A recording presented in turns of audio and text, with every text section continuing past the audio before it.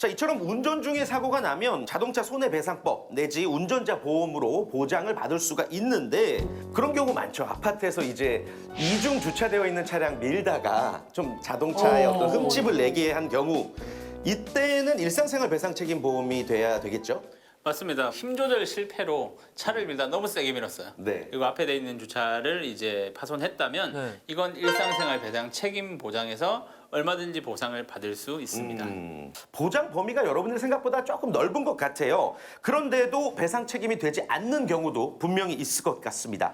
어떤 게 있을까요? 네, 좀 전에 이제 이중주차를 예로 들어드렸는데 자동차를 이용 중에 일어난 사고는 절대 보장되지 않는다. 우리가 자동차를 이용하다가 일어난 사고는 이제 자동차 보험에서 배상을 받으면 되고요. 많은 분들이 이제 휴게소나 네. 주차를 하시고 일어난 사고, 문콕이라고 하죠. 이 사고가 일어났을 때 배상 책임으로 보장이 되나요?라고 많이 물어보시는데 네. 자, 문콕은 자동차를 이용하다 일어난 사고이기 때문에 자동차 보험에서 보상이 되는 것이지 배상 책임 보장에서 보장이 되는 게 아니고요. 아하. 또 많은 분들이 질문을 하시는 게 자녀가 우리 집에서 놀다가 TV를 파손했어요. 이거 배상 책임에서 보장이 되나요? 라고 물어보거든요. 우연한 사고로 타인의 재산에 피해를 줬을 때 보장이 되는 것이지 네.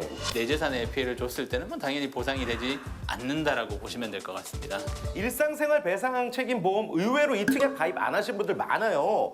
보험료는 혹시 어떻습니까? 네, 보험사마다 조금 차이가 있긴 하지만 이게 몇 억 보장이 되는 특약이다 보니까 무려 1,000원 안팎으로 가입을 하실 수 있습니다. 무조건 해야겠는데요? 한 달에 너무 좋은데요? 1,000원 안팎의 비용. 굉장히 저렴한 금액인데 이 금액으로 가족 모두가 다 보상받을 수 있나요? 보장? 네, 배상 책임 특약이 3가지 정도 있다라고 보시면 되는데 네. 자녀 배상 책임 특약에 가입을 하신 분들은 30살 이하의 자녀만 보장이 되고요.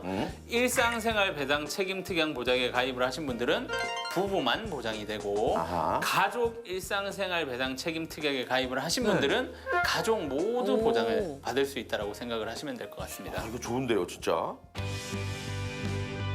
사건 사고란 게 예고하고 찾아오지 않습니다. 갑자기 발생하기 때문에 일상생활 배상 책임 보험만 준비되어 있어도 든든한 대비책이 될 것 같습니다.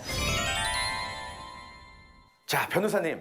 사실은 저는 변호사님을 이렇게 뭐 방송 때나 만나고 싶지 이 사건으로 만나고 싶지 않거든요. 맞아요. 소송은 누구나 다 피하고 싶단 말이에요. 그럼에도 불구하고 우리가 손해배상 청구 소송을 제기할 때 알아둬야 될 팁이 있다면 뭐가 있을까요? 이 손해배상 청구 소송 제기하기 전에 내용 증명 제도를 이용하시는 것도 좋을 것 같습니다. 어떤 사실관계에 대해서 기술하고 거기에 대해 상대방에게 어떤 배상을 청구하는 내용이 이제 들어갈 수 있는 건데 나중에 어떤 증거로서의 효력도 가질 수 있고 또 소송 전에 가해자께서 그거를 보시면 사전에 조정도 가능할 여지도 있기 때문에 그거를 이용하시는 것도 좋을 것 같고 또 고려를 하시게 될 것이 시효라는 게 있습니다. 불법행위 청구, 손해배상 청구 소송 같은 경우에는 그 가해 행위를 인지한 날로부터 3년 또 그 행위가 있은 날로부터 10년이 시효가 되게 되는데 어느 하나 빨리 도달이 되게 되면 시효는 완성한 걸로 보게 됩니다. 동기쌤 끝으로 또 기억해야 될 게 있다면 뭐가 있을까요? 네, 뭐 2가지 정도 알려드리고 싶은데 첫 번째는 네. 중복 보장이 아닌 비례 보장이다라고 이제 알려드리고 싶습니다. 이게 아하. 비례 보장이 어떤 의미냐면 자, 지금부터